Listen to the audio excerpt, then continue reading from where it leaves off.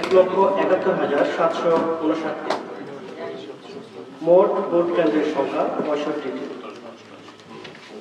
প্রাপ্ত ভোট কেন্দ্রের ফলাফল 65টি।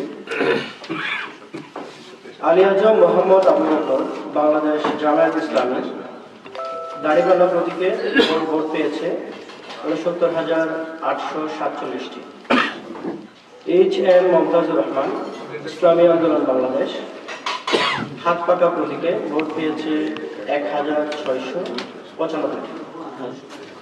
মোহাম্মদ আবু তোয়া বাংলাদেশ কমিউনিস্ট পার্টি কাস্তে মার্কায় ভোট পেয়েছে 192টি। মোহাম্মদ আব্দুল মজিদ বাংলাদেশ জাতীয়তাবাদী দল বিএনপি দানের শীষ প্রতীকে ভোট পেয়েছে 61,002টি।